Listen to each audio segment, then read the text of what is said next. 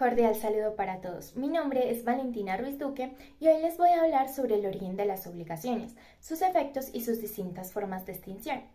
Este tema constituye una parte fundamental en el derecho colombiano, puesto que permite comprender las relaciones jurídicas que se establecen entre los individuos y las entidades.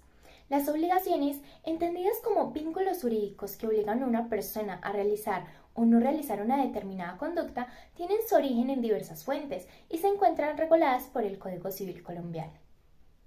En primer lugar, es preciso señalar el nacimiento de las obligaciones. Este está contemplado en el artículo 1494 del Código Civil. De esta manera, las obligaciones nacen ya del concurso real de las voluntades de dos o más personas, como los contratos o convenciones, ya de un hecho voluntario de la persona que se obliga, como en la aceptación de una herencia o legado y en todos los cuasicontratos, ya a consecuencia de un hecho que ha inferido injuria o daño a otra persona, como en los delitos, y por la disposición de la ley, como entre los padres y los hijos de familia. Este artículo expone la diversidad de fuentes, reflejando la complejidad de las relaciones jurídicas y la necesidad de un marco normativo que abarque todas las posibles situaciones que puedan dar lugar a una obligación en la sociedad colombiana. De acuerdo con el artículo mencionado, existen 5 fuentes principales de obligaciones: el contrato, el cuasicontrato, el cuasidelito, el delito y la ley. El contrato se refiere a un acuerdo formal entre dos o más partes que establece derechos y obligaciones mutuas sobre un asunto específico.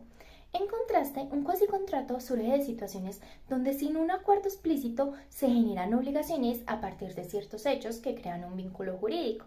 El cuasidelito, por su parte, implica que una persona adquiere una obligación debido a un acto negligente o descuidado que perjudica a otro, mientras que el delito involucra una acción intencional y maliciosa que viola la ley.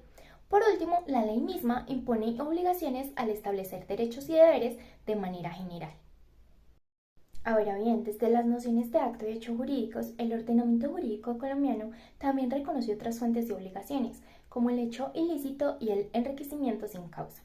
Estas fuentes complementan las disposiciones del Código Civil, demostrando que las obligaciones no solo pueden derivar de la voluntad de las partes, sino también de circunstancias que generan efectos jurídicos, incluso sin la intención de quienes están involucrados.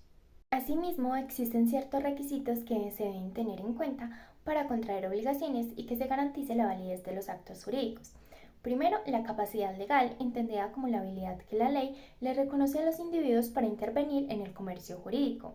Segundo, el consentimiento libre de vicios, que declara que la voluntad de las partes debe estar exenta de error, fuerza y dolo. Además, el objeto de la obligación debe ser lícito, lo que significa que debe cumplir ciertas condiciones. Debe existir físicamente o esperarse su existencia, no estar prohibido por la ley, ser parte del comercio y ser determinable. Como último requerimiento se encuentra la causa lícita, pues es necesario que exista una razón justificada para la celebración del negocio jurídico, asegurando que la obligación tenga un fundamento legal y ético. Adicionalmente, es importante destacar las diversas formas de extinción de las obligaciones, ya que cada una tiene efectos jurídicos específicos que impactan la relación entre las partes involucradas. Entre las más comunes están el cumplimiento de la obligación, que se produce cuando el deudor satisface la prestación acordada; la novación, que implica la sustitución de una obligación por otra, extinguiendo la anterior y creando una nueva; y la transacción, que se refiere al acuerdo entre las partes para resolver un conflicto. Asimismo, la extinción puede darse por causas excepcionales, como la nulidad del acto jurídico, la cual se divide en nulidad absoluta, que ocurre cuando no se cumplen las estipulaciones acordadas y es insanable, y la nulidad relativa, que se presenta cuando las partes pueden corregir el error que la origina. Cada una de estas formas de extinción no solo pone fin a la obligación, sino que también genera efectos, como la liberación de responsabilidades, la modificación de derechos y deberes y la posibilidad de reclamar daños y perjuicios en caso de incumplimiento. En definitiva, el estudio de las obligaciones es esencial para entender la dinámica de las relaciones jurídicas en nuestra sociedad. Su origen, efectos y formas de extinción reflejan la necesidad de asegurar la certeza y la justicia en las interacciones legales.